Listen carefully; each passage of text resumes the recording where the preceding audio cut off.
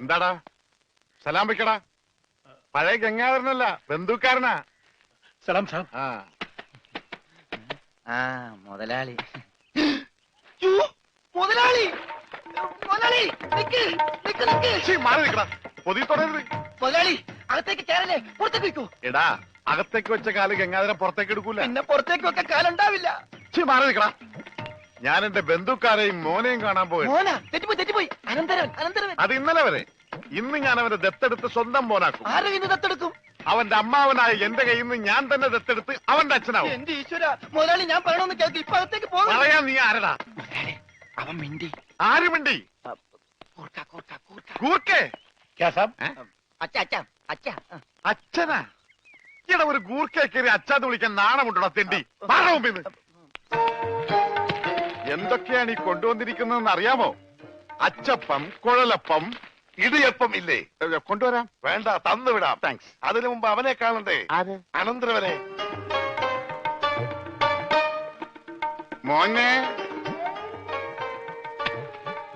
എന്താടാ സുഖം തന്നെയല്ലേ? ഇവൻ നിന്റെ ആരാധന പറഞ്ഞേ? അവൻ അങ്ങനെ പറഞ്ഞ മനസ്സിലാവില്ല. ആംഗ്യ ഭാഷ കാണിക്കണം. ഞാൻ കാണിച്ച മോനെ. അമ്മാവൻ. മാവു മാവു മാവു. വൻ അമ്മാവൻ. മനസ്സിലായില്ലേ? മനസ്സിലായി. അമ്മാവനല്ലേ?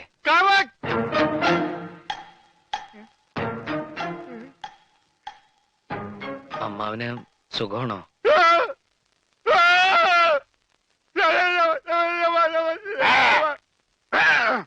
അവൻ സംസാരിച്ചു സാബ്.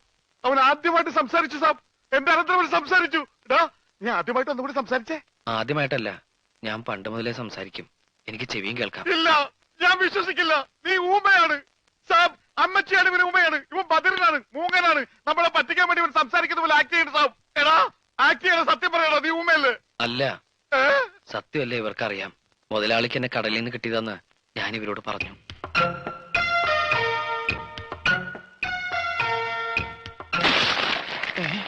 എന്താ ഒരു എല്ലൊടിയാണ് ഒച്ച കേട്ടത്? എല്ലാം ഒടിഞ്ഞിട്ടില്ലടാ, ഒടിയാൻ പോണേ ഉള്ളൂ.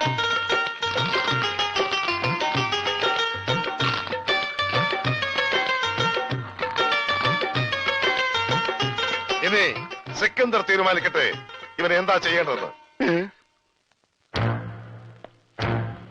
ദേവൻ, എന്നെ ഒന്നും ചെയ്യരുത്. ഇവൻ സംസാരിക്കാൻ കഴിയുന്ന ഊമയാണെന്ന് എനിക്ക് സത്യമായിട്ടും അറിയില്ലായിരുന്നു. ഇവൻ എങ്ങനാ തന്റെ അനന്തരവനായത്? അതിപ്പോ എല്ലാ ഇന്ത്യക്കാരും എന്റെ സഹോദരന്മാരാണല്ലോ. അതിലേതെങ്കിലും ഒരു സഹോദരിയുടെ മകനായിരിക്കുമല്ലോ ഇവൻ. ആ വകയില് ഇവൻ എന്റെ അനന്തരവനാകൂലേ? ഇന്ത്യയിൽ എങ്ങനെയാണ്, പഞ്ചാബിൽ എങ്ങനെയാണെന്ന് എനിക്കറിയില്ല. ഏതായാലും നീയാണ് ഇവനെ ഞങ്ങൾക്ക് തന്നത്. അതുകൊണ്ട് നീ വാങ്ങിയ പണം ഇനി തിരിച്ചു തരണ്ട. അപ്പൊ പലിശ? അതും വേണ്ട.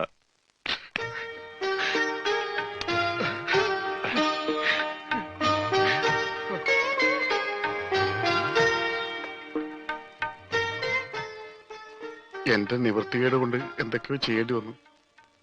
ഏതായാലും നീ ഇപ്പൊ വലിയ നിലയിലെത്തിയല്ലോ. ഡ്യൂപ്ലിക്കേറ്റ് ആണെങ്കിലും ഈ അമ്മാവനെ മറക്കരുത്. അമ്മാവന്റെയും ഈ രമണന്റെയും കാരുണ്യമില്ലെങ്കിൽ ഞാനിവിടെ നിൽക്കൂ? മറക്കില്ല. മരണം വരെ ഞാൻ മറക്കില്ല.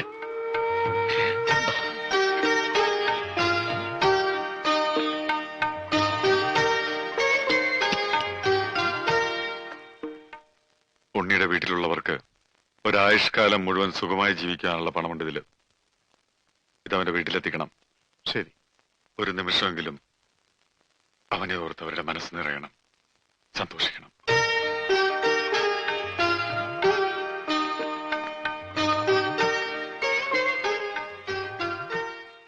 നിന്റെ വീട്ടിലെന്താ പറയേണ്ടത്? ഞാനിവിടെ ഉണ്ടെന്ന് ആരും അറിയണ്ട. അറിയാലോ, ഇനി എന്നെ തേടി അവകാശികൾ ആരും വന്നൂടാ.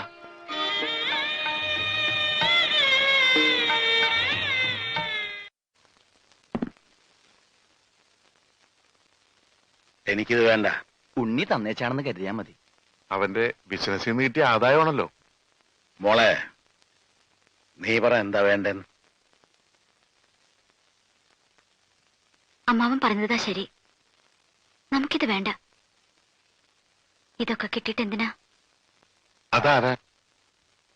ഉണ്ണിയുടെ ഉണ്ണിയുടെ ആരാ? വിധവയാണ്.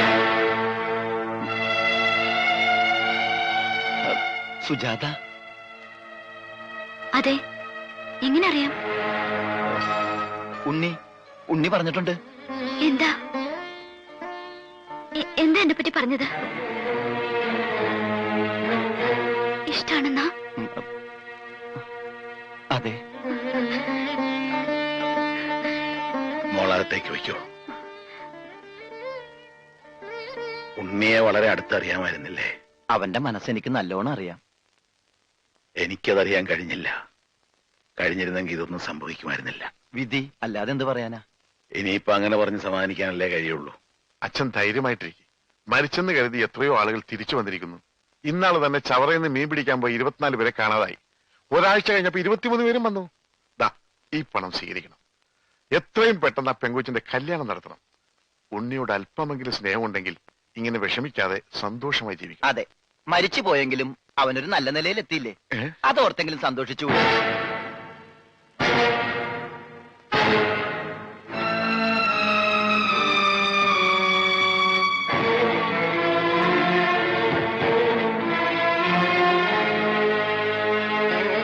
ഞാൻ എത്ര വട്ടം പറഞ്ഞിട്ടും ആരും അത് വിശ്വസിച്ചില്ല. എന്റെ മോൻ എത്ര അകലെ പോയാലും അവൻ മനംനൊന്ന് വിളിച്ചാൽ ഞാനത് അറിയും. അവൻ പോയ പിന്നെ പലവട്ടം ഞാനത് അറിഞ്ഞിട്ടുണ്ട്. നമ്മുടെ ഉണ്ണി മരിച്ചിട്ടില്ല, അവൻ ജീവിച്ചിരിപ്പുണ്ട്.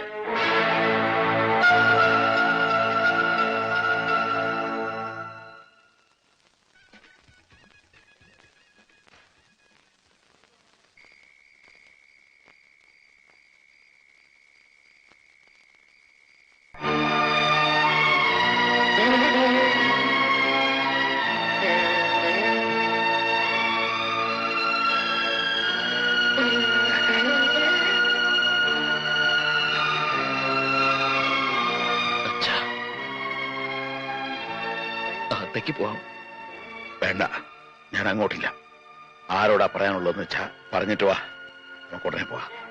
കുറച്ചു ദിവസം കഴിയട്ടെ, ഞാൻ വരാം. പറ്റില്ല.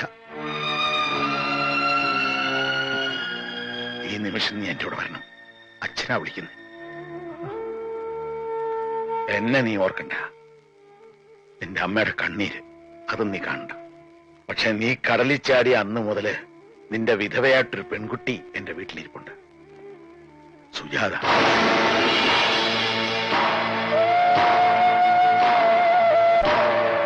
അവളെ നീ ഓർത്തേ പറ്റൂ. അവളെ കണ്ണീര് അച്ഛാ, നിന്നെ നടക്കാൻ പഠിപ്പിച്ച കൈയായത്. ഇപ്പൊ ഞാൻ യാചിക്കുക, ഈ കൈ നീ വിടരുത്. മോൻ അച്ഛന്റെ കൂടെ വരണം. ഉണ്ണി, ഞാൻ പറഞ്ഞിട്ടില്ലേ നമ്മുടെ കൽക്കട്ടയിലെ സർവാജി? ഹലോ. ആ, എന്താ ഇത്? ചടങ്ങുകളൊക്കെ തുടങ്ങാറായില്ലേ? വേഗം വാ.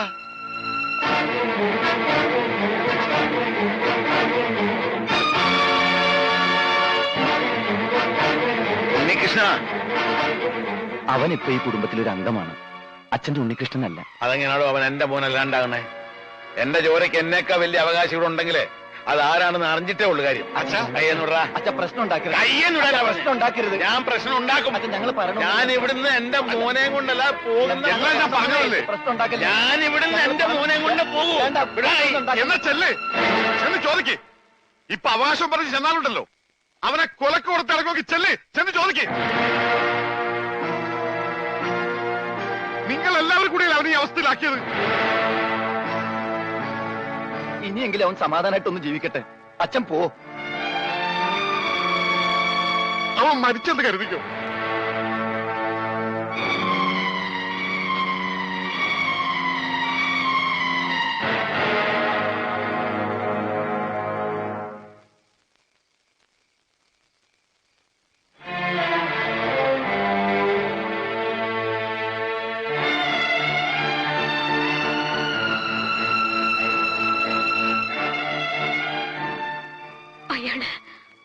അയാള് പറഞ്ഞ സത്യമാണോ?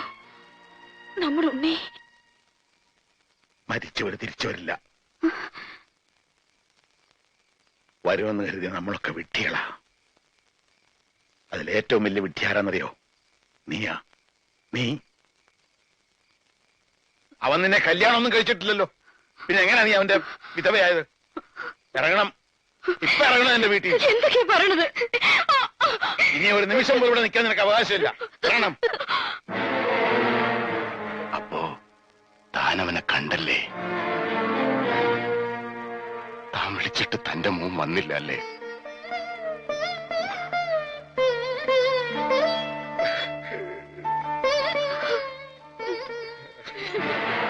ഇത് ഇവിടം കൊണ്ടൊന്നും തീരൂന്ന് കരുതണ്ട. ഇപ്പൊ മനസ്സിലായില്ലേടി നിന്റെ ഭർത്താവിന്റെ സ്നേഹം? അവന് വേണ്ടെങ്കിൽ പിന്നെ നീ എന്തിനാ ഇവിടെ നിൽക്കുന്നേ? ഇനി ഞാൻ പറയുന്നതിന്റെ മുമ്പിൽ കഴുത്ത് കാട്ടി കൊടുത്തോണം. അല്ലെങ്കിൽ തന്റെ മുമ്പിലിട്ട് മണ്ണെണ്ണ ഒഴിച്ച് കത്തിക്കും ഞാനിവിടെ. അതും നാം കാണും.